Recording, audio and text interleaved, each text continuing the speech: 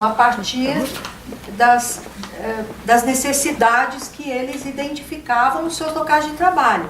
E eu falei, não, eu topo, já topei, né? E aí dessa relação, essa coisa foi... aí que eu fui conhecer a Beate, a Olga, e aí a gente começou a definir quais eram as propostas de curso e foi sempre um ano após o outro, e a coisa foi crescendo, porque no começo não tinha revista, tinha só o seminário, depois foi aparecendo a revista, e depois os livros, e aí foi, né? E sempre é um trabalho que eu cito, exatamente porque eu acho que tem poucos espaços que eu circulo em que eu identifico uma proposta dessa natureza. E a gente teve diferentes momentos, né? Teve um momento ainda que tinha a possibilidade de usar algum recurso federal para bancar os cursos. Depois isso foi suspenso, porque aí toda a ação, a verba de formação foi direto para as secretarias. Não, eles continuaram mandando, mas para a formação não podia. Não podia. Não podia porque as escolas não usavam e tal. Na época eu fiquei muito brava, porque eu falei, eles não conhecem quem usa, né? Inclusive nós, e assim, ouvir falar e tira. É porque também, na época também, se fazia referência a alguns cursos muito pouco interessantes do ponto de vista da proposta. Mas em vez de você qualificar e discutir que era interessante que as propostas do curso de algum modo fossem ao encontro de melhorar as condições de aprendizagem dos alunos, dentro do espírito da LDB e tudo isso, a sensação mais forte é sempre proibida. Fica mais fácil. É mais fácil. É mais fácil. E aí a gente foi encontrando diferentes momentos. Momento em que tinha recurso, momento que não tinha recurso, momento que a secretaria apoiava e não. E acho que para mim o mais emblemático foi o primeiro livro do Prof. Que quando esse primeiro livro sai, não tinha dinheiro algum. E tinha uma parceria com a editora que topou adiantar o valor. Aí eu brincava um pouco com o Wagner, que a gente ia acabar tudo preso, porque não tinha dinheiro para honrar com os compromissos. Era a editora Loyola. Era a editora Loyola, Então foi muito engraçado, porque eu ainda brincava para ele assim, o que você quer que eu leve para você quando você estiver lá preso, né? Enfim. Mas o que eu achava que era muito legal é que sempre tinha muita ousadia e muita... vamos embora, vamos fazer, depois a gente vê o que acontece. Isso que me comovia na experiência.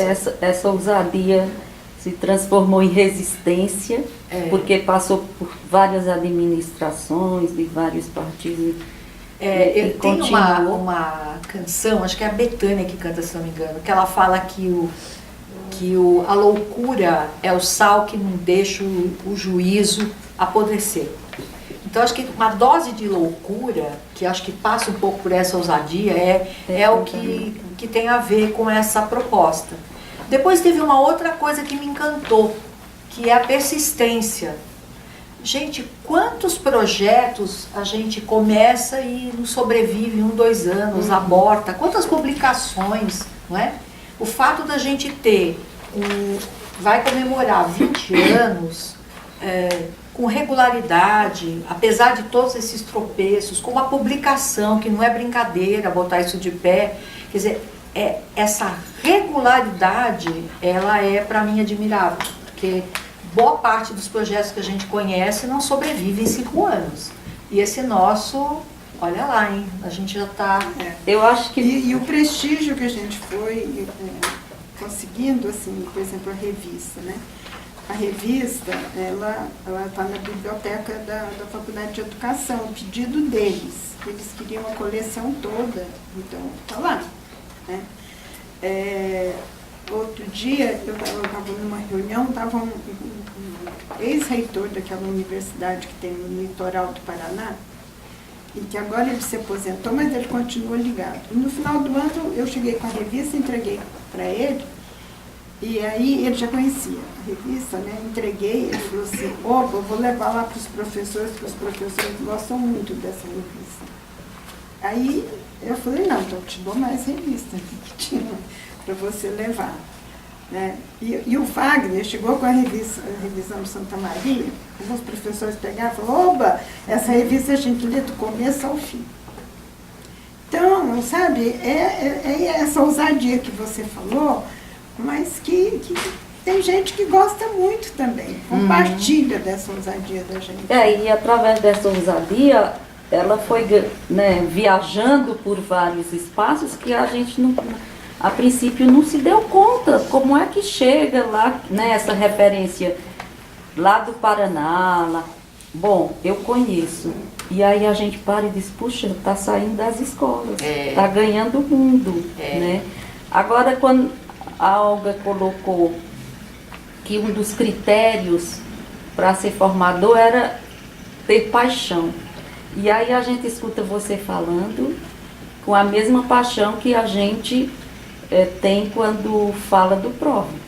Então, melhor escolha não poderia ser. Questão. E aí a gente pensa o seguinte, que você, relato seu e do que a gente escuta falar, em vários espaços você fala que o PROV, você acabou de falar, o nosso projeto, porque está desde o início. E que você só sai com a aposentadoria compulsória. E você coloca também a questão financeira, que muitos formadores têm isso a priori, né? O que te move a falar isso? Só sai com a aposentadoria compulsória. Além dessa tua paixão do início que já foi colocada, a gente percebe que você continua apaixonada? Para só sair por aposentadoria compulsória?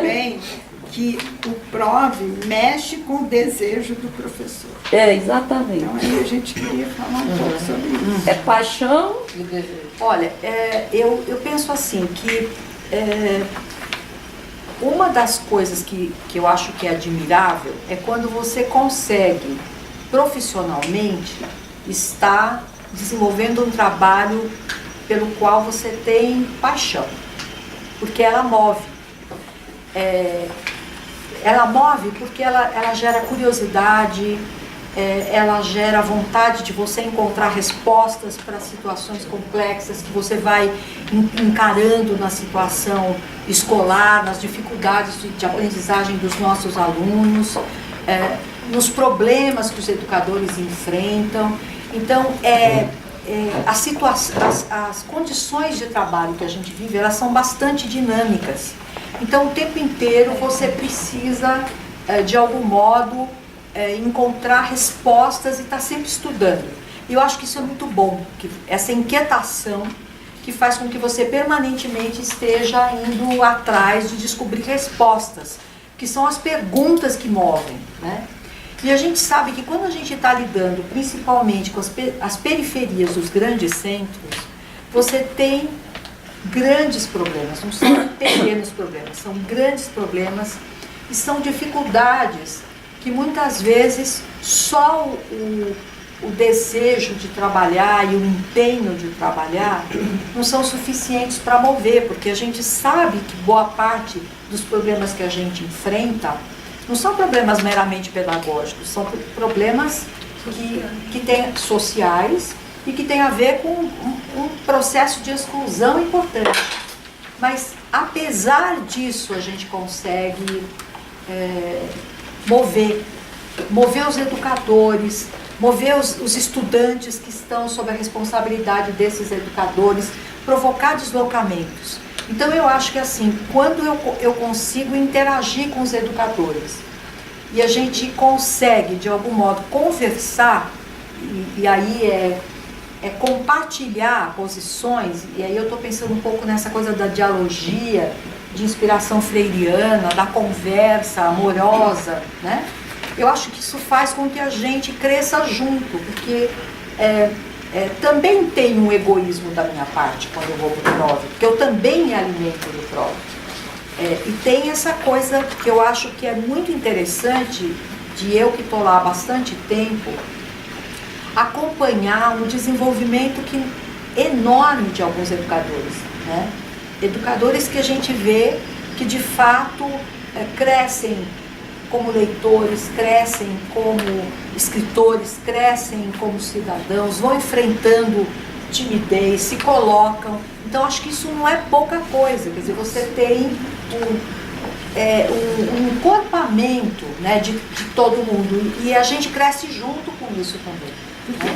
Porque se pegar, por exemplo, desde o primeiro curso que você deu até hoje, quer dizer, você não tem nada repetido e uma coisa vai puxando outra.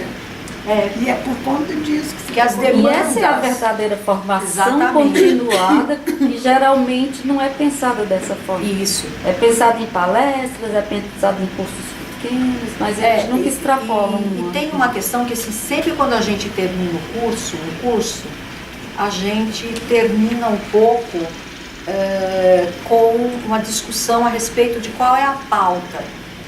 E muitas vezes, alguns educadores que estão no curso vão usufruir essa pauta, mas porque tem sorte de sorteio. de ficar um monte de anos fazendo, né? Consegue lá, sabe Deus com que pacto, né? Ficar lá um longo de anos e anos seguidos. Não, é o pessoal que já tem doutorado, né? Entrado no curso do professor repetente. Não, diferente, é muito repetente. Você tem cadeira cativa. Então, assim, essa questão de que a gente está definindo uma pauta, que pode não ser exatamente a pauta de um curso que eu vou fazer, mas que ela sai do próprio grupo, eu acho que é interessante também. Né? Então, nessa situação que a gente estava vivendo, dessas avaliações dos cursos agora, uma das coisas que me chamou a atenção era exatamente dizer que algumas pautas não eram pertinentes. Eu falei, como é que é? Quer dizer, quem é que tem a autoridade de avaliar se uma pauta é pertinente ou não agora, nesse momento? Quer dizer, uma das justificativas era que as pautas não eram pertinentes. Como assim? Né? Quer dizer, quem está vivenciando a sala de aula vem num processo de formação contínua, porque não é um processo banalizado. Né? A gente tem proposto leituras que são leituras, por vezes, densas, que o grupo tem que fazer. E o grupo lê, não é que chega lá para fazer uma espécie de truque, estou lá para fazer uma presença. Não, o grupo leu e faz leituras muito pertinentes e faz discussões muito pertinentes. Por isso que a gente cresce, porque cresce na troca. Né? Então isso também, que eu acho que a forma como a gente foi arrumando, ou pelo menos como eu fui pensando os cursos, ela também tem uma corresponsabilidade. Não sou eu que... Já dá para você escrever um livro, né, Mazé? Dessas experiências todas.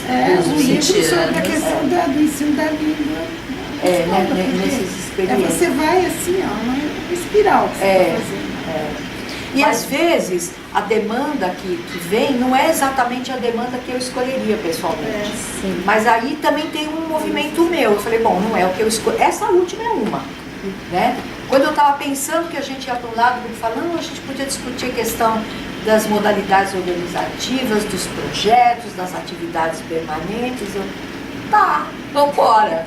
Porque também é um deslocamento que faz você sair de um lugar de conforto, porque você também vai ter que investigar. Exatamente. Né? Então por isso que não está tudo pronto, não né? tá. Vamos fazer que eu já tenho pronto. Não é assim. Mas uma das coisas que eu escuto muito assim, de pessoas que fazem o seu curso é justamente essa participação que tem em relação ao que precisa ser aprendido, digamos assim, no ano seguinte, porque eles vão tirando, né, vai tirando de suas necessidades e você vai topando fazer isso. Então é muito rico. E né? essa liberdade que o professor, para além daquilo que ele ensina, ele vai exercitando, sabe? Porque quando a gente estava fazendo uma das perguntas, acho que foi você que colocou, essa questão, assim, um aspecto inovador e criativo, né, dos professores lá na escola, né. Eu acho que é essa, porque o curso, ele mexe com o desejo também nesse sentido, assim, porque o professor se arrisca, né. Agora, esse aspecto que você aponta, eu acho que a gente foi verificando mudanças. Tinha no começo, era muito comum, nos primeiros cursos que eu dei, você encontrar educadores que não sabiam dizer muito bem onde eles estavam, né? Às vezes confundiam a formação do PROV com a formação da secretaria. Então, às vezes, ele reclamava de alguma coisa, eu falava, companheiro, você está reclamando com quem? Né? Porque via você como instituição. Não conseguia muito entender que o que estava acontecendo ali era uma construção. Então ele não era simplesmente alguém que estava sentado fazendo um curso. Isso foi um lado. Que hoje você sabe. E quando a gente teve agora a opção de abrir os cursos para a pontuação e receber alguns educadores de fora, normalmente quem explicava o que era o PROV eram os próprios educadores. Né? Sabe onde você está? Você está nesse lugar, nossa, que legal, que bacana. O próprio grupo conseguia explicar. E um outro aspecto que eu acho que também mudou, que não era no começo assim, foi mudando, que eu acho que tem a ver com esse crescimento dos educadores, é o de levar as discussões para a ação. Porque no começo, mesmo no primeiro livro do PROV, que as pessoas montavam algumas sequências de leitura, mas não era todo mundo que aplicava. Planejava-se a atividade para o curso, para participar do curso, mas não conseguia executá-la com os alunos. Não sei se vocês... Ficava mais no plano teórico. No plano teórico. Fora dos seus cursos, as pessoas falavam assim, ficavam encantadas, mas não tinham coragem. Isso.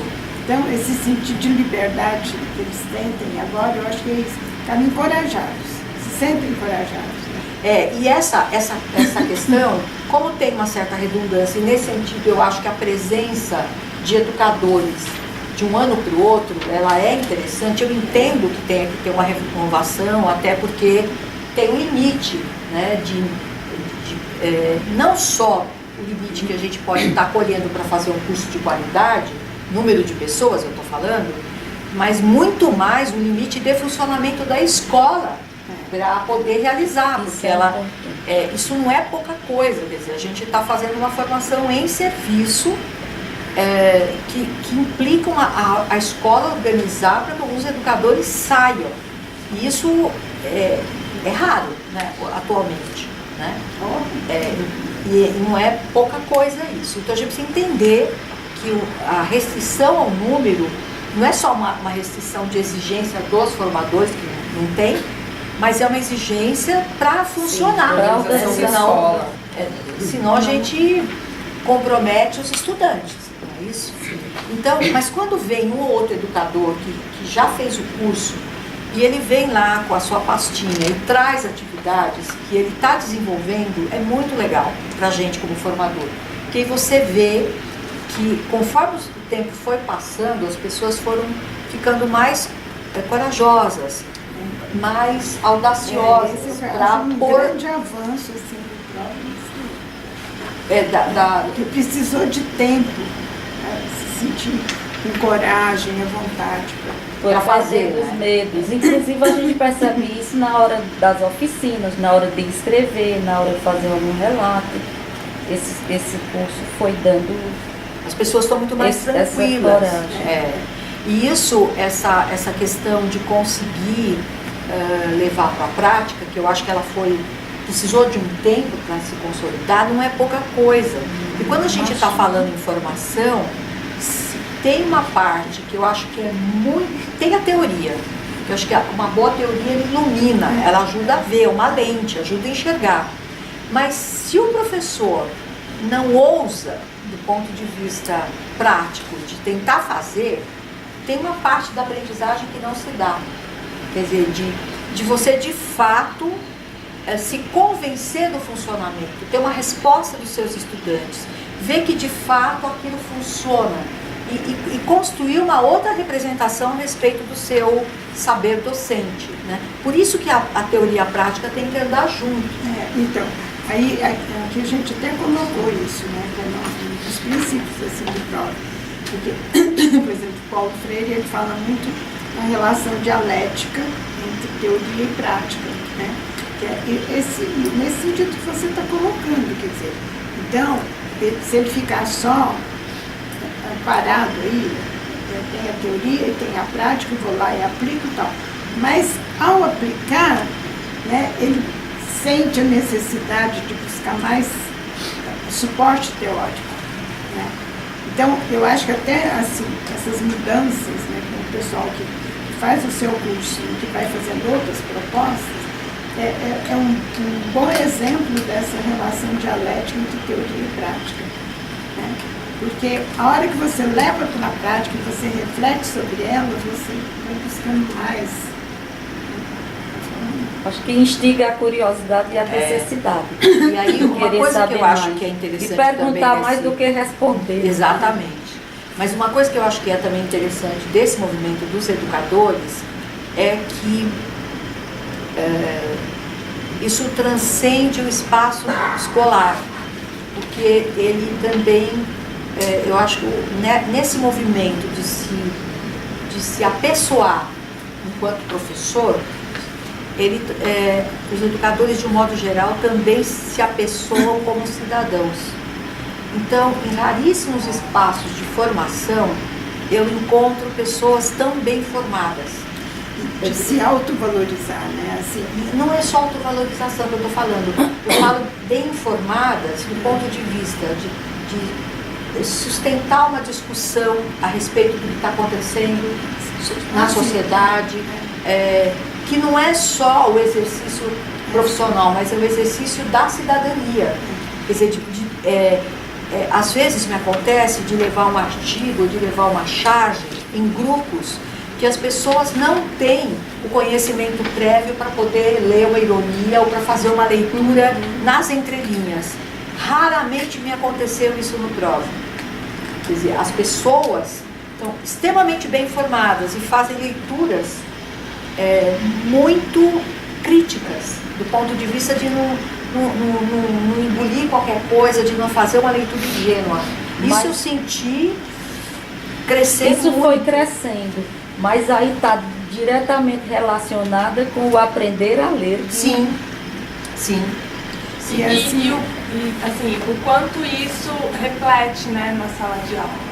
Porque se eu tenho um professor que tem aula de ciência. Sim. Se eu tenho um professor que tem essa vivência e esse comprometimento social mesmo, né, de ser cidadão, né, o quanto isso vai refletir na sala de aula, né, o quanto isso vai chegar ao meu aluno, né, que eu acho que é uma das características do prova, essa questão da teoria e prática, no sentido de chegar lá, porque muitas vezes a gente vai em informações que não nos tocam, não nos atravessam. E o prova, ele tem essa característica de, por estar, por ser uma demanda dos próprios professores daquela região, ele nos atravessa, né? Todos os cursos nos atravessam. E isso vai chegar lá na sala de aula, porque essa formação, ela cresce dentro do professor, né? Porque está mobilizado. Então, eu já ouvi várias vezes, assim, diferentes grupos, os professores falarem assim, esse tipo de discussão, essa colocação, a gente só consegue aqui. Não, e assim, eu vejo que a Mazé conseguiu fazer em casa, né? Você conseguiu fazer? A gente está em casa, uma confiança. Então, no seminário, por exemplo, quando eu disse assim, dessa expressão que eu falei, dessa autovalorização, porque no seminário, por exemplo, quer dizer, você não vê o professor se sentindo vítima, se queixando, não, ele se sentindo gente mesmo, que tem valor, que é importante. Ele é o protagonista, na verdade, desse movimento todo. E esse protagonismo também não se deu assim logo de cara. Ele também foi um processo de Uma transformação, construção, construção. um Foi processo.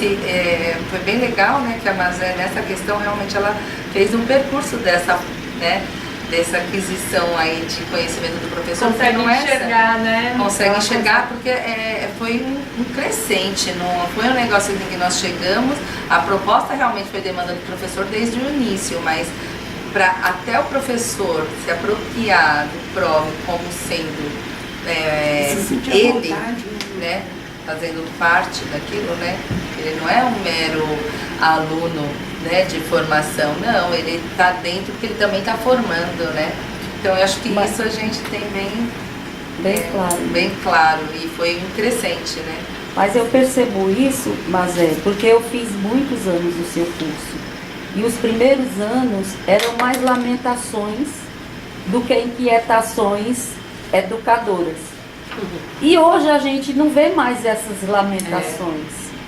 Existem, a gente vai para a rua para reclamar, né, Flávia? Para dizer que não está contente com uma série de coisas, mas no encontro com você, especificamente, nós estamos falando de você, já não se lamenta o que está acontecendo, porque a busca é muito clara, né? Então, busca-se essa relação teoria e prática, pegando com essa sua parceria. E isso que você está trazendo, Socorro, eu acho que ele é junto, né? Quer dizer, eu me constituindo como alguém que, eu gostei da expressão que você usou, de estar atravessado. Também. Você está atravessado, você está, de algum modo, se deixou tocar, né? De algum modo, pelas questões. E você se movimenta. Quando você se movimenta, você também movimenta, né? E por isso é que chega com os alunos e chega para além do que seria simplesmente dar aula, dessa coisa mais burocrática, como alguma coisa que eu preciso fazer, porque algum tipo de trabalho eu tenho que fazer. É mais do que isso. E isso se manifesta também no respeito para as crianças e jovens que a gente tem ali na frente. Porque isso se transfere também. Porque o que eu acho também interessante é que muitos educadores são educadores que também convivem ali na região, conhecem os problemas da região, mas não assumem uma atitude arrogante em relação aos estudantes. Me lembro de uma vez de uma formação que eu dei numa escola do município, escola ainda que o Edson era diretor. E eu ouvi, no vizinho. e eu ouvi de uma professora uma coisa que me tocou profundamente, que ela dizia assim, mas por que você está querendo que a gente faça isso com os estudantes? Eles vão ser pedreiros, empregadas domésticas. Poucas vezes eu fiquei emudecida, de espanto, de alguma resposta que, como assim? Né? A única resposta que eu quis dar para ela, eu falei, bom, se for isso que ela quiser fazer e ela conseguir um trabalho e uma remuneração digna, por que não? Mas pode ser um pedreiro ou uma empregada doméstica que goste de literatura, que se entretenha, enfim.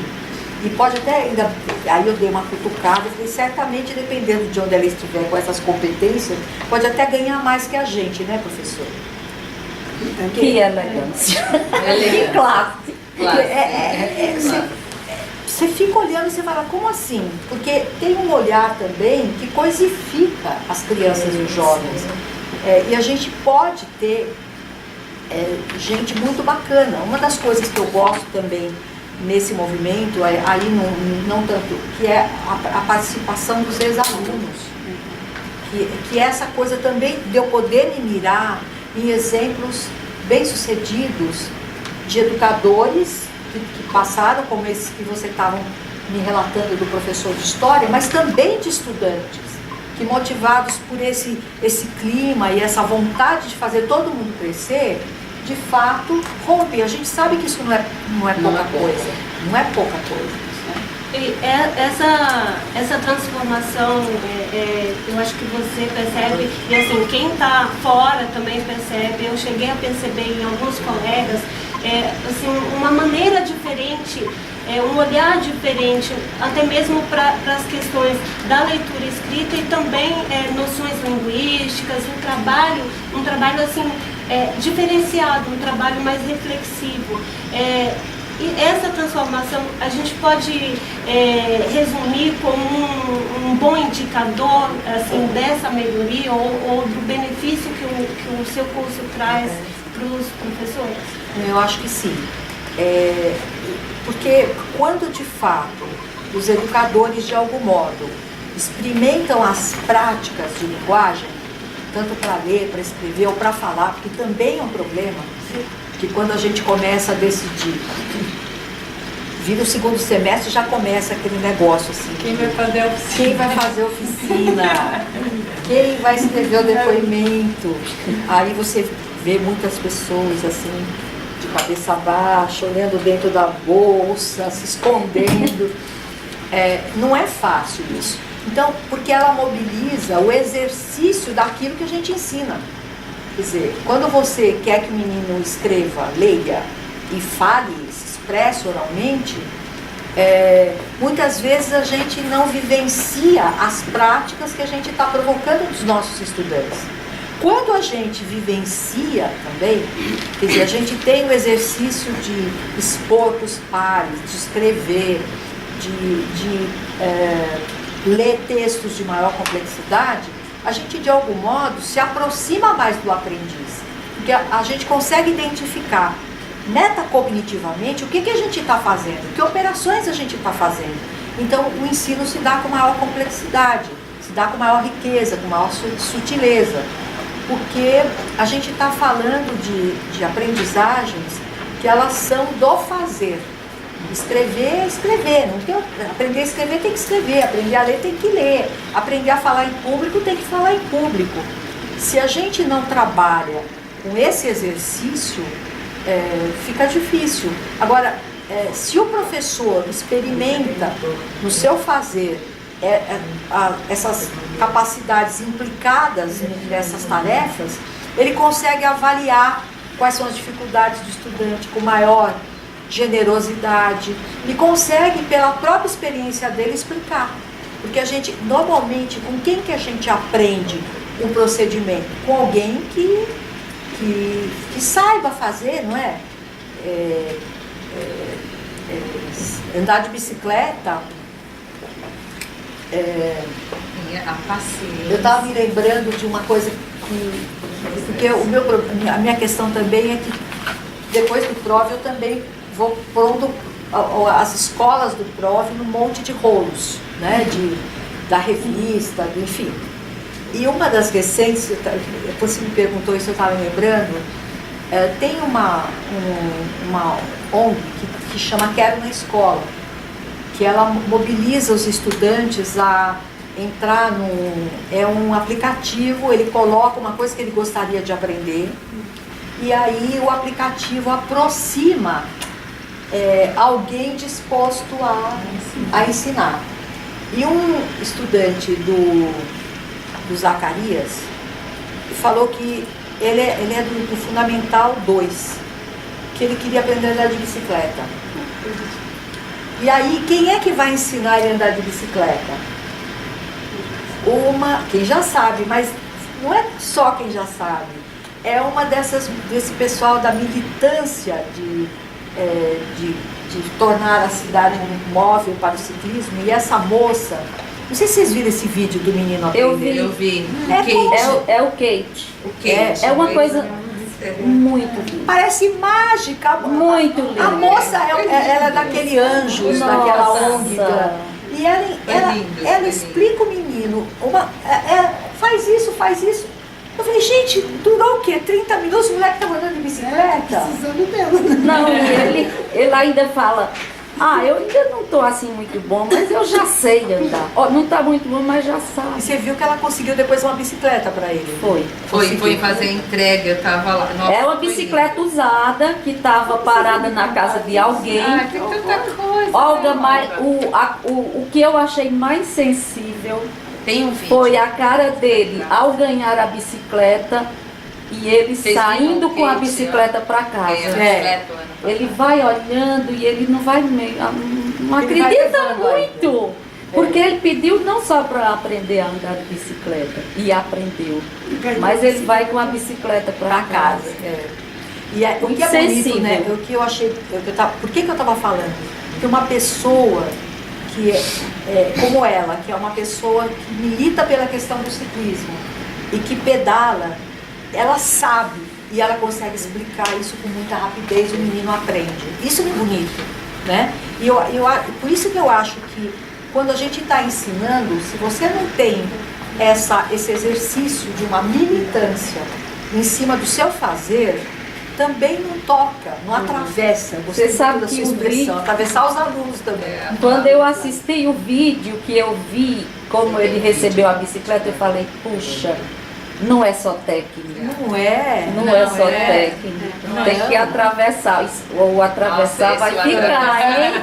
Eu lembro até hoje de um depoimento da Socorro uma vez no PROV, no seminário, que você falou assim, que a gente só consegue transformar a partir do momento que a transformação se dá dentro de você, que é o que a Flávia falou agora. Então, realmente, o professor, ele pode não levar para a sala de aula diretamente o que ele fez no curso, mas a partir do momento que ele se transformou, ele já entra na sala de aula de uma forma diferente. E aí ele já vai ser diferente como pessoa. Então, a sua transformação interna muda.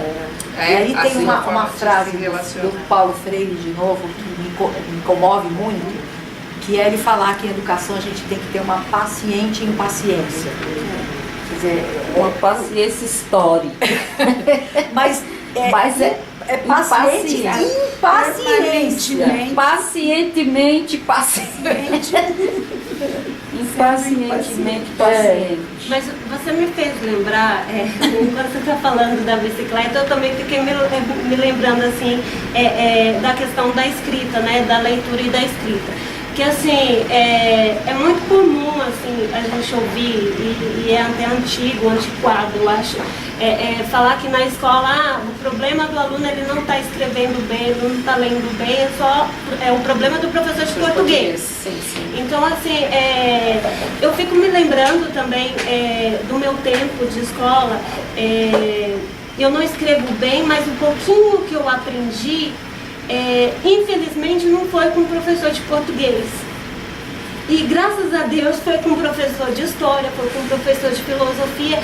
E aí eu fico nessa dúvida, né? Na verdade, eu acho que todos precisam trabalhar, mas há uma resistência ainda muito grande por parte de todas as disciplinas nesse processo, na participação nesse processo da leitura e da Esse escrita. tema que você traz, eu acho que ele é forte no PROV, porque se eu fosse olhar para trás, quais foram os temas que, com variações, mas eles se repetiram, né? Você teve várias edições com outros enfoques, mas foi essa de que a leitura não é tarefa exclusiva do professor de língua portuguesa. Quer dizer, claro que na área de língua portuguesa a gente tem a leitura e a escrita como objetos de conhecimento, mas a leitura e escrita e a oralidade, eu incluiria também, ela é uma dimensão capacitadora de todas as aprendizagens. Em todos os cursos você vai precisar se comunicar oralmente, você vai precisar escrever, você vai precisar ler, né? E em vários cursos a gente trabalhou isso, quer dizer, o que significa ler os textos que são predominantemente expositivos e explicativos, que são esses textos que circulam nas diferentes áreas, como é que a gente pode perceber como é que as informações estão organizadas, como é que a gente pode elaborar esquemas, como é que a gente pode produzir resumos, quer dizer, todos esses comportamentos leitores próprios da leitura na esfera acadêmica. E a gente fez muito isso. E em vários cursos a gente tinha educadores da área de ciências, de história, de geografia. Isso é muito bom, né? Eu acho. Então, o que acontece, eu acho, lá na escola, nas nossas escolas, acontece muito isso, porque o Edson, por exemplo, professor de geografia, mas aí ele começou a fazer o seu curso, depois foi para a alfabetização e tal, quer dizer, ele se sentiu instigado. Agora, a transformação do Edson é incrível como professor, né? E de fazer isso, né? Quer dizer, ele deixou de estar só ensinando geografia, as coisas, mas ele com a geografia ele faz pensar, faz refletir, faz buscar e tal. Um outro que teve uma transformação fantástica foi o professor de inglês, que é um professor legal, o João Paulo. O Januário, outra pessoa. Foi uma transformação. E essa coisa assim da resistência, né, que a Nájila falou, de outros professores de outras áreas, tem essa, não sei se resistência, mas essa dificuldade ou falta de cuidado em trabalhar a questão da leitura e da escrita e trabalhar tecnicamente a questão do seu próprio conteúdo ali. Você acha que tem a ver com a formação na faculdade mesmo, assim, como é que a formação hoje na faculdade, né, nas universidades, ela tem essa preocupação hoje? Porque, por exemplo, a minha não tinha, né, a minha formação, ela não teve essa preocupação de trabalhar essas questões que são tão amplas e tão necessárias para o aluno, né? Porque qualquer coisa que ele vai fazer na vida dele vai precisar dessas competências de leitura, de escrita e de oralidade. E a minha faculdade, ela era uma coisa muito técnica, então ela me ensinou ali, ó, você vai dar esse conteúdo, então... E hoje há uma mudança ou não? Ainda não existe essa preocupação? Em alguns cursos superiores, exatamente porque se você não lida bem com essa questão dessas práticas, você vai avançando na escolaridade sem ser um leitor de fato proficiente, sem conseguir dar conta de uma escrita acadêmica, essa escrita para você lidar com as questões da sua própria formação. E aí, o que acontece quando você chega na universidade, que se espera que você intelectualmente tenha uma autonomia maior para gerenciar a sua própria formação, isso não se dá. Então, em algumas universidades, você tem disciplinas ou tem cursos com foco no desenvolvimento dessas práticas. Mas aí já é uma situação quase de desespero, porque no momento em que você esperaria que a educação básica tivesse garantido isso, não dá para esperar. Mas tem algumas universidades que sim, que oferecem cursos focados para esses gêneros da esfera acadêmica para desenvolver a leitura escrita dos estudantes.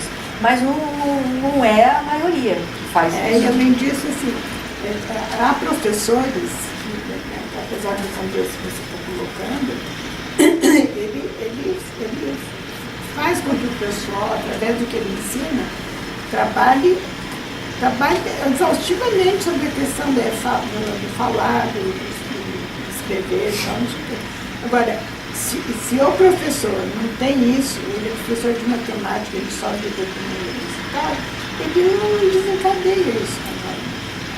Ele restringe a área do conhecimento dele, essa coisinha fechada. E aí o que ela coloca, se a educação básica não deu, se a formação acadêmica, do ponto de vista da graduação, não deu,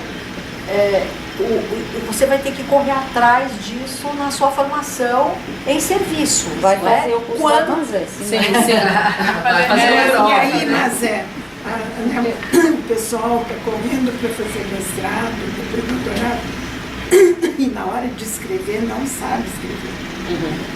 Então, e a Roberta, conhece a Roberta? A Roberta me pediu para ajudar uma orientanda dela, diretora de escola fundamental, porque ela estava fazendo mestrado e ninguém conseguia entender o que ela escrevia, porque ela passava por um texto assim, da forma como ela escrevia, e às vezes ela estava escrevendo alguma coisa e na fala a gente muda de assunto, a gente volta. Ela fazia isso com o texto. Então ninguém estava conseguindo entender o que ela escrevia. A Roberta pediu para eu ajudar. né? Foi uma experiência maravilhosa ter feito isso, né? Porque às vezes eu recortava o texto que ela escrevia e eu colocava numa sequência, eu numerava as fichinhas, depois ela pegava, ela colava, ela lia e depois ela reescrevia aquilo ali, né? Mas eu repetia várias vezes para ela, Yara, você está vendo? Isso é uma dificuldade que você trouxe da escola, porque ninguém trabalhou. Agora você é diretora, você tem obrigação de fazer isso com os seus professores. Por exemplo, o que eles abrem não é só essa coisa da coisa técnica que se escreve, mas tem uma função social. Essa eu questão. Acho que é essa questão. O que eu acho triste dessa questão, como é que é o nome dessa professora? Essa diretora? Yara. Então, ela ainda se atreve e vai, apesar da dificuldade de escrita. E ela tem a sorte de encontrar uma orientadora que resolve ajudar, tá? Colocando ela em contato com você. Mas boa parte das pessoas, ela se auto-exclui. Ela adoraria fazer uma pós-graduação, um mestrado, mas ela fala, não sei escrever e eu não vou. Quantos talentos a gente perde? Então, eu acho que isso não é um detalhe na formação. Isso é mais comum do que a gente pensa. Muito mais comum. Quer dizer, o próprio sujeito, ele nem tenta. E talvez a gente está perdendo quantas experiências interessantes que poderiam ser compartilhadas se a pessoa conseguisse de fato fazer uso da escrita. Eu acompanho a minha filha, caçula, ela trabalha na área da cultura, num projeto que, não sei se vocês estão acompanhando, que também está tendo um desmonte importante na área da cultura. Da prefeitura? Da prefeitura. E esse é o chama vocacional. E ela trabalhava no Céu de Campo Limpo. E é um projeto de continuidade. E ela tem meninos, estudantes lá, que são potentes bailarinos, potentes.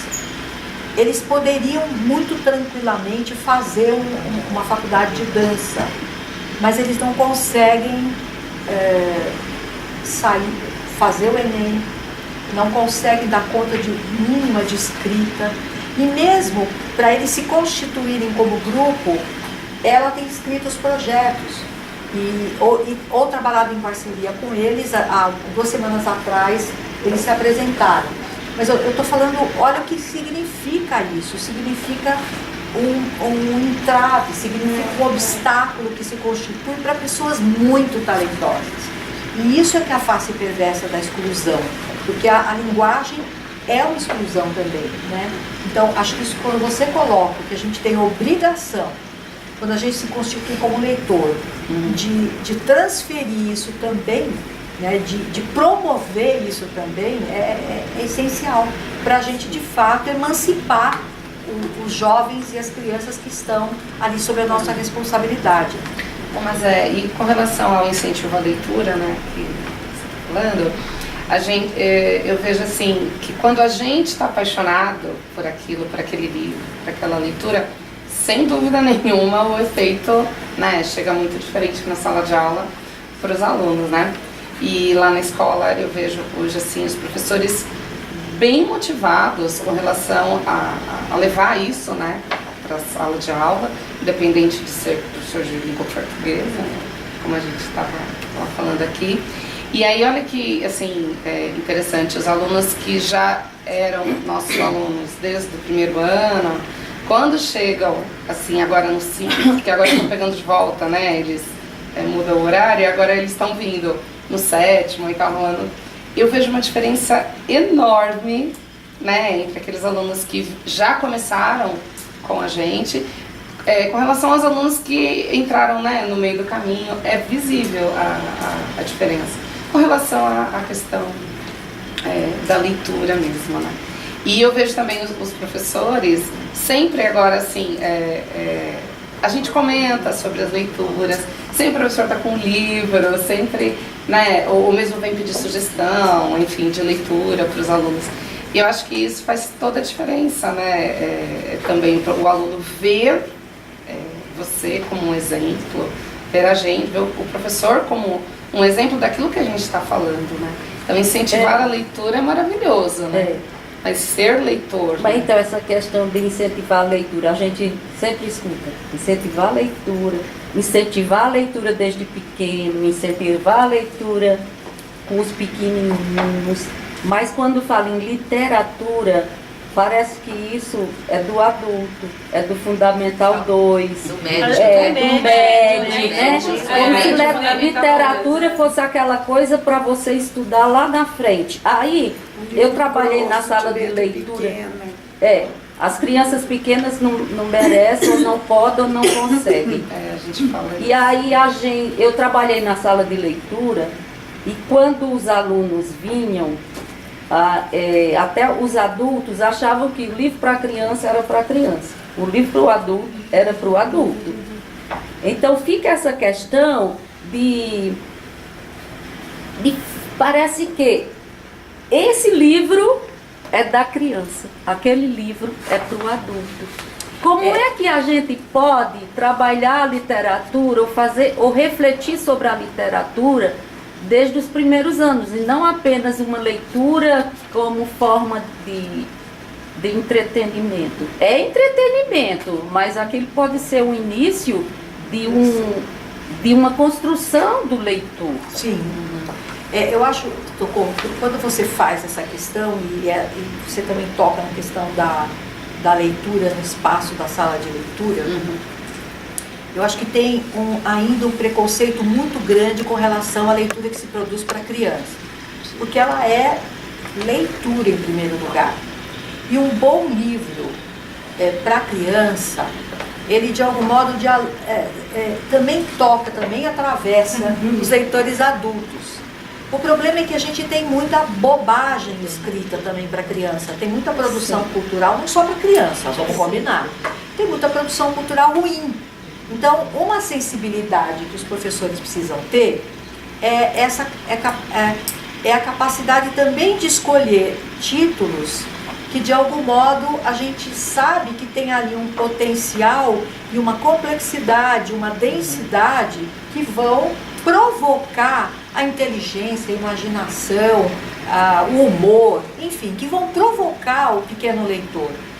Eu me lembro uma vez também num curso de formação das pessoas declararem ter dificuldade para escolher livros. E uma professora uma vez disse assim: esse livro aqui, eu acho ele meio bobinho, mas para criança pode ser bom, né? Eu falei, se você está achando que ele é bobinho, então vamos procurar uma coisa bacana para as nossas crianças se divertirem. Porque eu me lembro que eu sempre me dediquei muito à literatura infantil profissionalmente. E quando as minhas filhas eram pequenas, eu comprava muito livros infantis, muitos, por elas. Quando elas começaram a se interessar por outras coisas, eu me lembro da minha filha mais velha entregar um livro e falar: mãe, esse livro aqui é muito bom para o seu curso, põe lá na sua estante. Né? Quando ela está dizendo para mim: olha, eu já estou passando dessa fase. E eu continuo comprando literatura infantil. Não só profissionalmente, mas porque tem títulos que de fato tocam. Mas que sacada! Fora a questão da ilustração, o diálogo da ilustração com o texto. A questão social. Os temas, porque a literatura é sempre a possibilidade de você construir uma representação a seu respeito olhando o outro, porque a gente se constitui pelo olhar do outro. E vendo a vida dos personagens, a forma como eles lidam com as questões, é uma forma também de eu pensar: e como é que eu faria isso? Será que eu gostaria de ser amiga desse personagem? Quer dizer, eu vou construindo representações a respeito de mim. Mas tem um outro lugar no PROV que também foi interessante. Aí não foi a proposta do curso, não foi uma proposta do grupo, mas foi uma proposta, aspas, autoritária da Olga. E a Olga me provocou, ela vai lembrar disso. Vamos trabalhar um curso em que o professor tem aquele romance durante o curso. Socorro. Lembro-me disso. Você se lembra? Um livro, assim, um livro inteiro. Um livro de literatura denso, foi uma provocação sua. Eu nem lembro. E eu escolhi o livro do Mia Couto. Ah, Agora você lembrou. Qual? Um rio chamado Tempo E uma terra chamada Rio. O título eu não me lembro agora. Depois aí alguém pesquisa. Depois você coloca de que maneira esse livro moveu as pessoas, a mim e ao Edson. A Couto estava chegando no Brasil também. Na Flip. E eu tinha ficado Não, muito... nós fomos Você está até um falando tempo. da paixão, né? Sim. Quando a gente se apaixona por um livro, o que é que provoca? Mas tem uma coisa que também eu acho que é bonita, o que você ganha nas leituras quando você pode compartilhar os livros, né? Porque cada um lê a partir de onde estão seus pés. É uma fala do Frei Beto. Cada um lê a partir de onde estão seus pés. Quer dizer, a partir das suas referências, das suas representações. Então, nunca ninguém lê exatamente o mesmo livro, da mesma forma. E aí, quando a gente começou a trocar, e aí vinha um que misturava a África com o Nordeste, que misturava a situação do personagem com a sua própria, a avó de uma que era parecida com a avó do personagem. E aquilo foi crescendo, incorporando, e cada encontro era... Bom, aí termina com eu recebendo fotos que coincidiu, foi essas coisas que acontecem. Que o Mia Couto tinha sido convidado para participar de uma flip. Quem é que se manda para Paraty? Uma comitiva do próprio. Vai a Socorro. Eu fui na Unicamp. Ah, você foi na Unicamp? Não, eu fui na Unicamp. Não foi... Porque ele estava lá, você falou, ele está lá na Unicamp. E fomos, eu, o Edson e a Amanda, minha filha. E a irmã do Edson formou também essa formou uma comitiva. patotinha, foi. Aí vem a foto, eles lá com o livro. Claro. E eu morrendo de inveja porque eu não consegui E a gente ver. saiu na revista, Saiu. no artigo, eu, Edson e Mia Couto.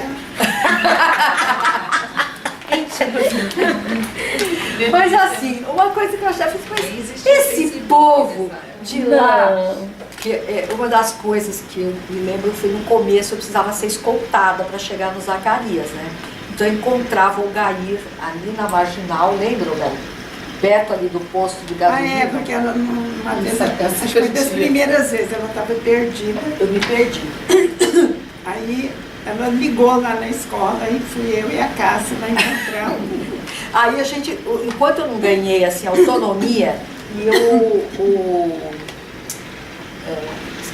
Para chegar nas quebradas Não, tem que ter o rapaz autonomia. do Porque o Maurício olhava para mim e disse, como que você se perde para chegar aqui? É só quebrar as direitas na Piraporinha. É só quebrar as direitas na Piraporinha, chegou aqui. Então, eu falava assim, mas esse povo de Piraporinha é atrevido. Se manda para o Unicamp, vai ver o Mia Couto. E essas coisas é que eu achava que era muito legal. Que tinha, falei, nossa, não é? Que bacana que era. Então, foram movimentos que acho que para mim me encheram de alegria, de entusiasmo, né? Que é essa coisa que eu acho que é boa no trabalho. Agora, esse preconceito em relação à literatura infantil, não é para adulto. Lá no Zacarias, a gente estava fazendo um projeto lá sobre a curiosidade. Aí eu sugeri a curiosidade premiada. E aí era um trabalho sobre o bairro. Só que virou uma coisa, né? Cresceu. Assim, foi, e estudaram tudo, história, geografia, ciência, tudo. Aí, mas eu fiquei tão animada com essa história lá, que eu sou meio louca, às vezes, né? Numa das reuniões lá de Santa Maria, que a gente ia discutir o projeto lá, e eu resolvi levar o livro, eu tinha vários exemplares, eu levei o livro, e eu fiz a provocação para os professores do seguinte: o que é que a Glorinha faz para construir conhecimento? Mas essa eu imagino. Assim, quer dizer, corria o risco que os professores podiam dizer para mim, a gente vai perder tempo. Ninguém perdeu, ninguém falou, eles se sentiram provocados pela minha pergunta.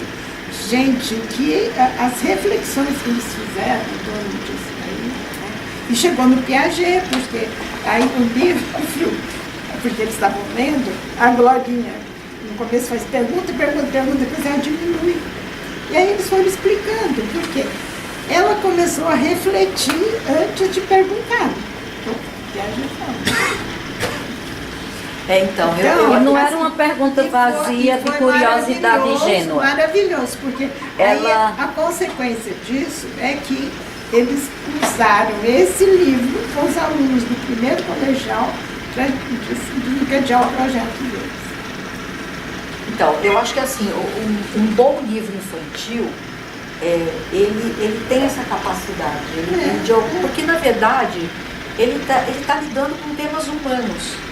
E por isso que tem um livro chamado Matilda, que virou filme depois, que é daquele escritor inglês, Tem na sala de leitura, né? Tem, acho que tem. O filme é muito bom. E a menina é apaixonada por livros, a personagem. E aí ela fala assim, que o livro bom é o livro que a gente faz. Então, o livro de literatura infantil bom, o adulto também faz, também se encanta, não é? Isso que eu acho que é bacana. Ele desafia, né? E se a gente, e assim, como é que a gente sabe, se não tocou de alguma maneira, não é legal. Se a ilustração não é interessante, se o livro não pronto, porque tem uma coisa que a gente precisa ficar muito atenta. O livro infantil, ele não é só texto, ele é texto e imagens. E aí, muitas vezes o sentido e a graça está no jogo entre essas linguagens. Então o leitor do livro infantil precisa ser um leitor que estabelece relações entre texto e imagem, que infere. Então não são poucas capacidades. E às vezes as crianças veem mais que os próprios adultos, porque a gente acaba atravessando o verbal, no mau sentido agora. Atropelando, não, eu vou usar a palavra atravessando. Atropela o verbal, porque a gente vai para o escrito. E aí perde uma porção de coisas que eles às vezes veem e nos mostram. Mas falando de literatura, né, esse preconceito com a literatura infantil e a literatura periférica, né? Qual é o lugar da literatura periférica dentro da escola? Como é que você vê esse processo de autonomia mesmo da própria periferia produzindo para a periferia? Olha, inicialmente para a periferia, né? Mas já ganhou outro espaço. Já ganhou o mundo, praticamente. O que eu acho...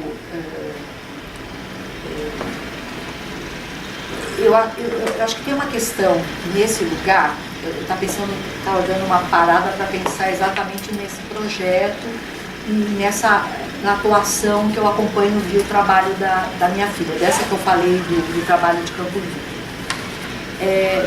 Quando você tem uma construção de uma identidade e de uma valorização, de uma palavra que eu não gosto muito, mas não me ocorre outra, que é o empoderamento, você tem toda uma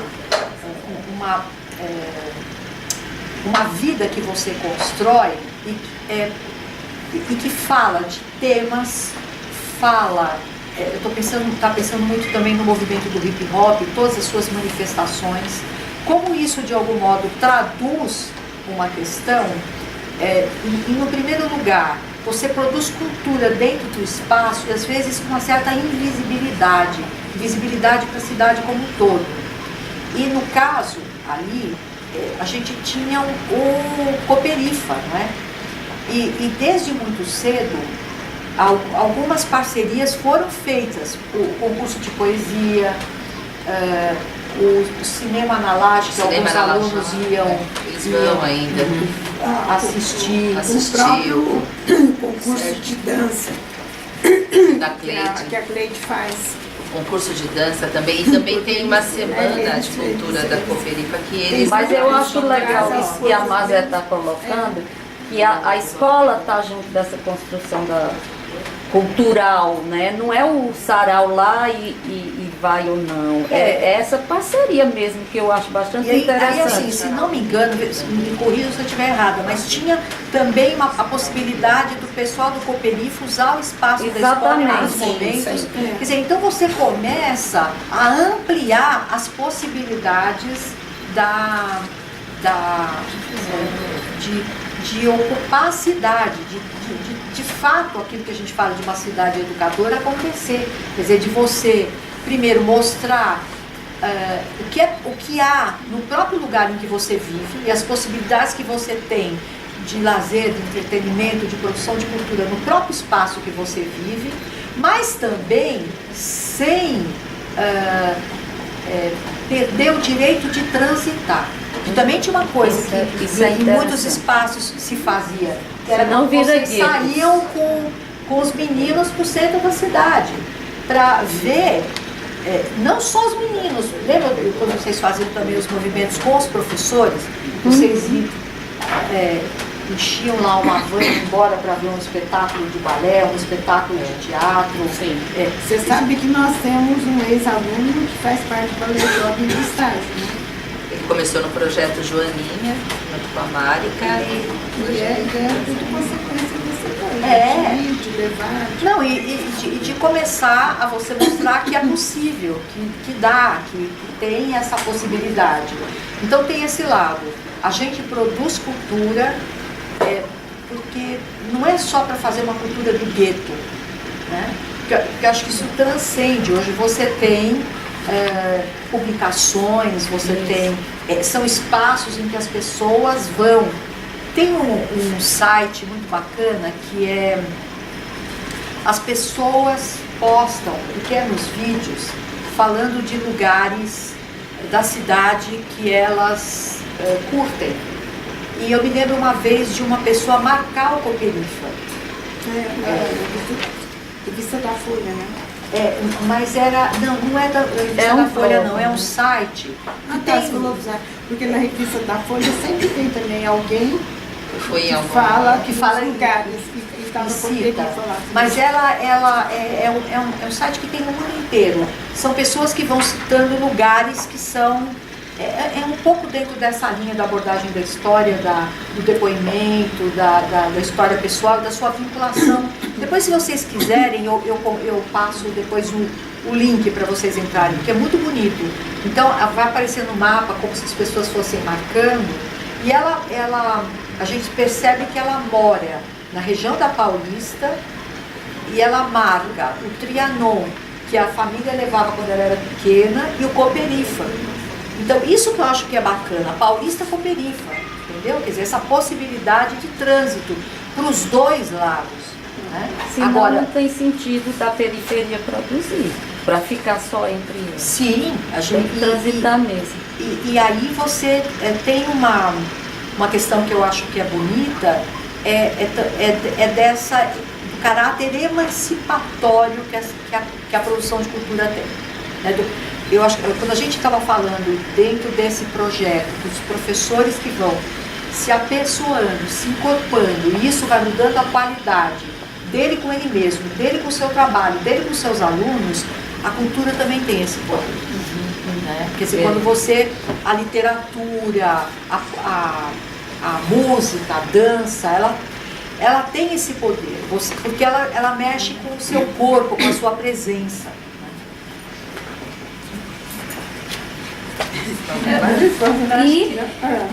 Então, a gente está falando assim de literatura, que é algo que às vezes as pessoas descobrem depois de adulto, que nunca é tarde para começar a fazer uma leitura, só que às vezes a gente barra as crianças, principalmente na fase de alfabetização. E a gente tem dados aí, né, que a maioria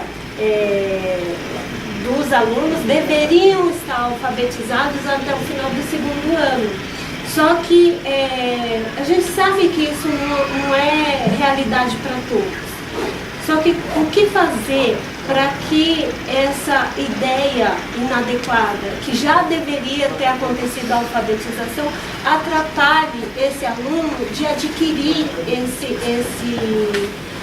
essa habilidade de leitura e escrita? Até que ponto também esse trabalho que a gente realiza aqui no PROV pode ajudar na mudança dessa mentalidade? É só completando o que a Nájila fala, porque a gente escuta de alguns professores de séries, mas depois, né, terceiro ano e mais, né?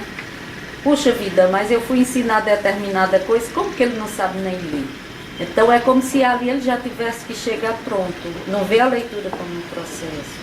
Não é assim, não? Eu acho, só completando com relação a ortografia ou questões linguísticas também, que às vezes a gente faz uma cobrança muito dura e isso acaba até, de certa maneira, barrando aquele processo lá da escrita que a gente já tinha comentado, né? Como a gente pode minimizar esse tipo? Eu acho que você toca numa questão muito importante. Quer dizer, a gente dominar o sistema de escrita alfabética, entender que as letras representam os sons da fala, é condição para ler com autonomia, mas não garantia, né? Quer dizer, uma das coisas que a gente ouve falar é do analfabetismo funcional.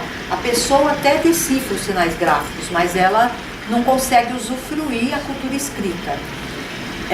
Mas uma das formas que eu acho que a gente teria para contornar essa questão e enfrentá-la é que a gente deveria fazer com que a escola, principalmente a escola pública, fosse um espaço de acesso à cultura escrita, mas não só acesso do ponto de vista da gente ter um acervo maravilhoso de livros, como a gente tem em boa parte das salas de leitura das escolas municipais.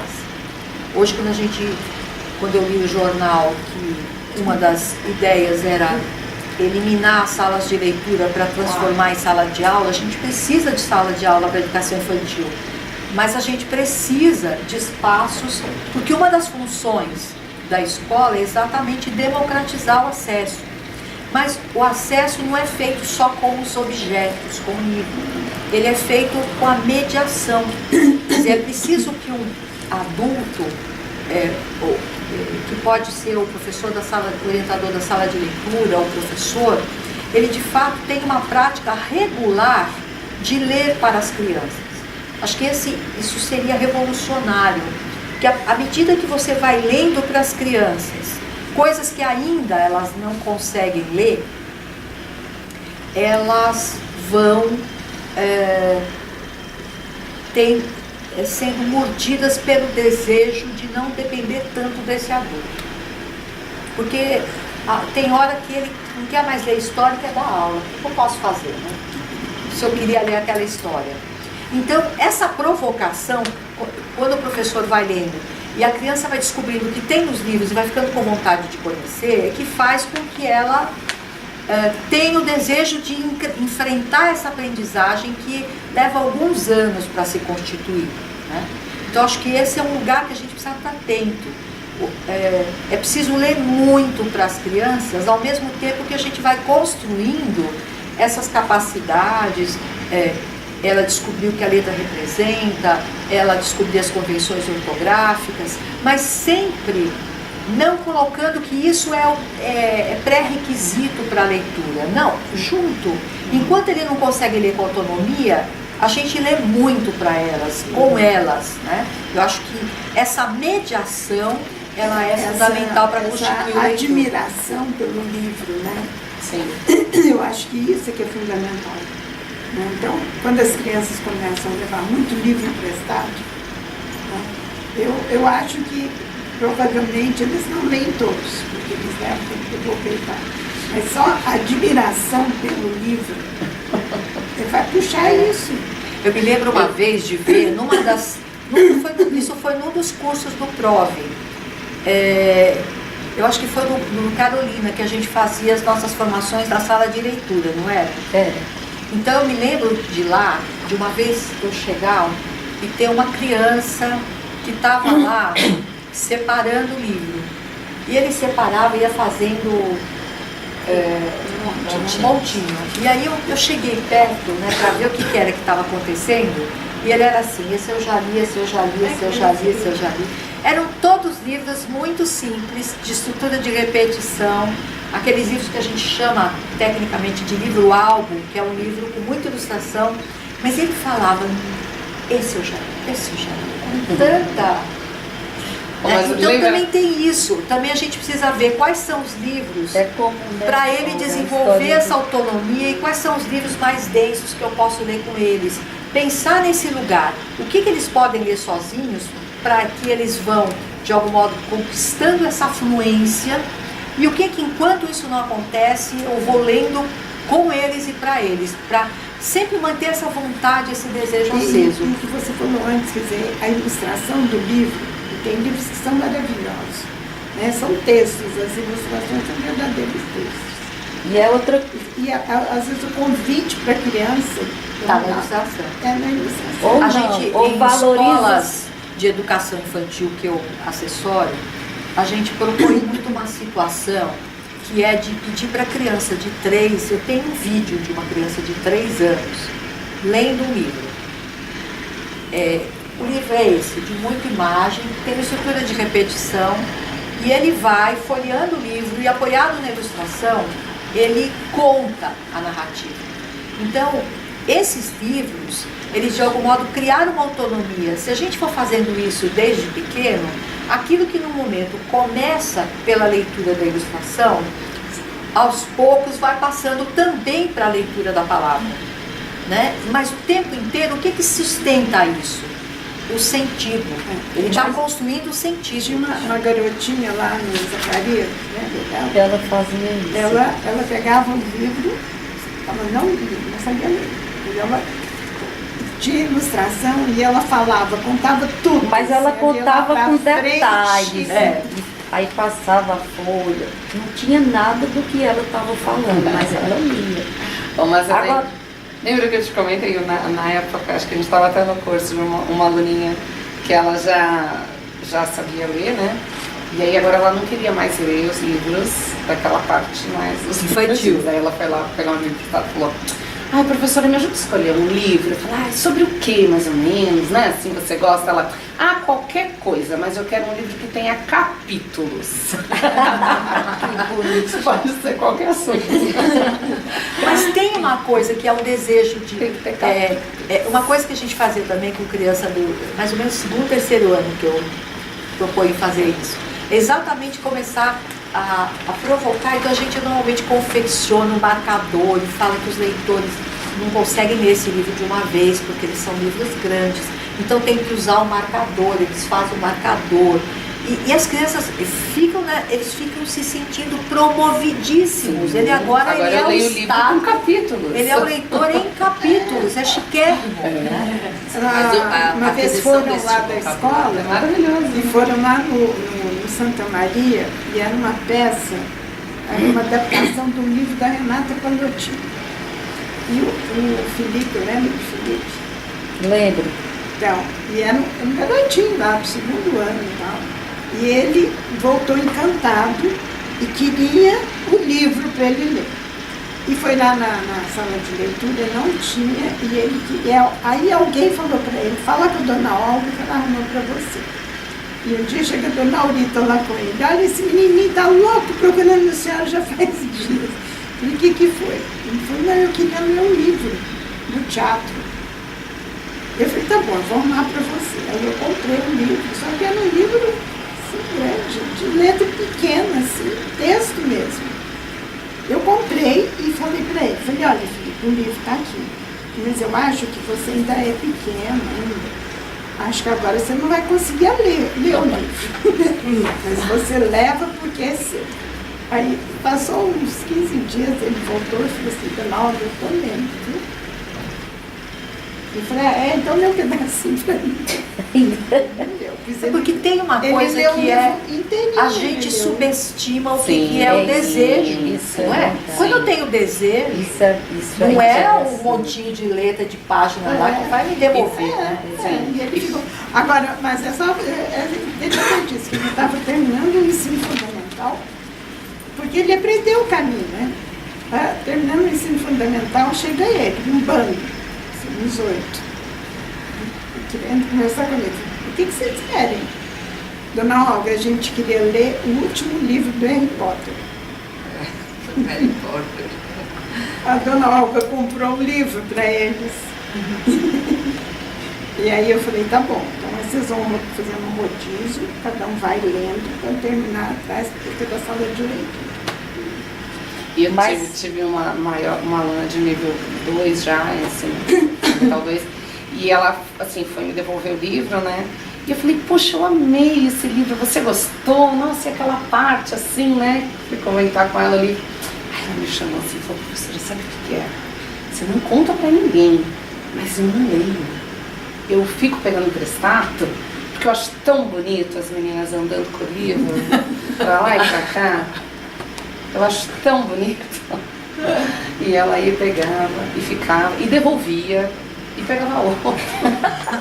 Mas ela não lia, porque é dificuldade da leitura mesmo. De dificuldade. Uhum. Não que ela não gostasse ou não quisesse. Aí isso chega a doer a alma. Dói a alma. Que triste. Mas você vê o que é uma impossibilidade. Né? Nossa, essa daí me... Mas falando assim, pra gente tá quase no final, né? Eu gosto sempre de contar essa história, eu acho que eu já contei até pra você, do que é o desejo de a alegria que extrapola tudo quando você descobre que aprendeu a ler. Né? Porque às vezes eles não se dão, às vezes eles não se dão conta que já leem. Não se dão conta que já leem, né? E de repente eles descobrem, que é o caso do João, né, Luciana? Luciana foi ano passado. Luciana mas lembra. Ele tem fome até hoje ele é curioso. Ele é extremamente curioso. E na sala de leitura tem aquela lousa e estava escrito Pacífico Gato, que é o nome de um livro que outra turma estava lendo. E ele chega, mas era de primeiro ano. A expressão dele é linda, porque ele na cadeira debruça-se e ele fala, professora, ali está escrito Pacífico, o gato. Ele diz, tá. Eu sabia que eu já sabia ler. Então, é nesse momento que ele se dá conta de que já lê. Não porque ele leu para ele, mas porque ele leu para o outro. Parece que ele tá... Tem uma outra história dessas, assim, de quando eles descobrem que eles sabem ler, que eu acho encantador. Era encantador. Que foi era um aluno da Mariá, que era uma professora da rede estadual, que foi a professora que eu acompanhei na minha dissertação de mestrado na pesquisa.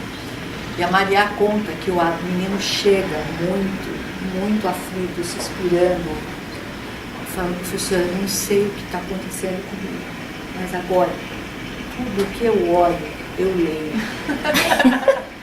Eu vejo uma placa, eu leio. Eu vejo, a escola ficava ali perto do metrô. Eu vejo o nome da estação do metrô, eu leio. E ela falava assim, mas é normal isso, né? Assim, ai, nossa, eu pensei que era que nem fazer xixi, que a gente só lia quando tinha vontade. Ai, que ótimo!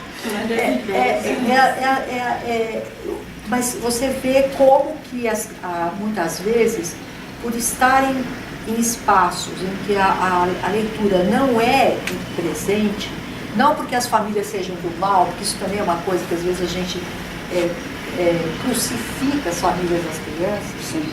Mas porque na verdade, de novo, não acesso à leitura também é outro aspecto da exclusão. Né? Quer dizer, no momento que a gente tem problema de moradia, de alimentação, de saúde, quanto é que vai sobrar tempo para comprar livro? Né? Enfim. Mas o que, dentro dessa questão que eu acho que é importante, voltando para essa questão da escola e da alfabetização, É possível uma criança aprender a ler no segundo ano? Sim, é possível. Seria desejável? Sim, seria desejável. Mas a gente precisa ter sensibilidade para entender todas as variáveis que estão no entorno. E qual o conceito de alfabetização que a gente está usando? É dominar o sistema de escrita ou é já ter fluência para ler, para escrever e dominar as convenções ortográficas? Do que a gente está falando? Que se for isso, segundo ano é uma expectativa um pouco exagerada para consolidar, né? Por outro lado, se você quer que a criança domine o sistema de escrita para consolidar no segundo, isso deveria ser o quê? No primeiro? Mas, então, isso tem impactos na educação infantil também. Então, não é tão simples equacionar essa questão. Escrever no jornal que vai acontecer no segundo ano é mais fácil do que efetivamente realizar isso. E depende também, porque Luciana é professora alfabetizadora. A filha mais nova do Luciana vai aprender a ler com 8 anos e meio, quase 9. E depois que ela começou a ler, ela lia 2, 3 livros por dia e hoje em casa é a que mais lê. Os outros aprenderam a ler com 6. Então, quer dizer, o ambiente todo da que eu acho escola, que... na casa da mãe. Não, mas se você fala mãe, professor e a filha de 8 anos... Mas mãe leitor. Porque tem um componente de sistema nervoso da criança, neurológico. Sistema neurológico de cada indivíduo que às vezes dificulta também até que você... eu acho que tem vários aspectos quando a gente está falando. Tem esse que você aponta, que tem a ver com o processo. E às vezes também a gente dá um peso enorme para essa aprendizagem, que é como se você passasse um atestado de normalidade, é meio que isso. Então, enquanto a criança não lê e escreve, você fala, será que é normal? Não é? Mas depois na vida, alguém quando presta currículo, alguém pergunta quando foi que você se alfabetizou? Não, né? Isso passa a ser irrelevante. Agora, eu acho que quando a gente está pensando na escola, a gente também tem que pensar no que acontece do ponto de vista da quantidade de crianças que vão avançando, né, durante tantos anos, sem dominar o sistema de escrita, no nível de sofrimento. Por exemplo, como essa aluna que você descreve, leva o livro para casa porque ela acha tão bonito, né? E ela não consegue usufruir. Isso é terrível. É cruel. Né? Então, mas da mesma forma que é muito perverso você colocar uma norma rígida. Que esse secretário agora falou que agora ele quer que ao final do segundo ano todos estejam alfabetizados. Está na base. A base nacional. É nacional. Mas sabe, colocar isso como uma norma e tal é muito perverso, porque a gente sabe que tem, que escreve de outra forma, né? É possível que ao final do segundo ano e tal, não sei o quê, mas é um processo, pode dizer. Agora, quando coloca assim, esse professor que não tem a formação, não é por culpa dele e tal, está na escola, judia da criança. Fica traumatizante isso. E o perigo que a gente tem, quando a gente estava discutindo esse papel de você encantar, olha que coisa bacana, quantas coisas você vai aprender, você vai poder ler jornal, você vai poder ler revista, você vai poder, um monte de coisa que você vai aprender se você conseguir ler sozinho. Então, às vezes, no afã de querer alfabetizar o segundo, você começa a fazer um treino quase cartilhesco e acaba perdendo essa dimensão do encantamento e não consegue nem alfabetizar e nem seduzir a criança e nem encantar. Mas tá quase chegando a hora. A gente quer... Você vai fazer outra pergunta? Não, eu ia perguntar assim, o que você quer acrescentar? Deixa os meninos falarem primeiro. Sim. Porque eles dois querem têm fazer uma pergunta. Vocês vão lá e faz uma pergunta para a Manzé. Depois eu faço uma questão do governo. Não, mas é agora porque está acabando. Tá acabando. Vocês agora. Vocês vão fazer mais sucesso do que a gente. Vamos lá, eles viram uma palestra sua. ouviram você na internet. O Douglas teve toda uma paciência de mostrar para apresentar quem era você. E aí eles prepararam uma questão. Ai, que legal! Bem, Giovana, estão envergonhados.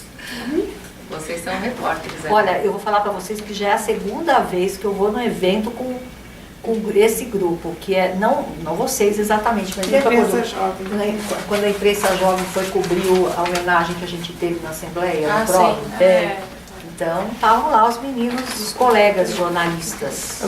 Por causa da imprensa jovem, do Suplicy foi parar no seminário do PROV. O encontro hoje do Pepe Mogi acabou com o Suplicy cantando.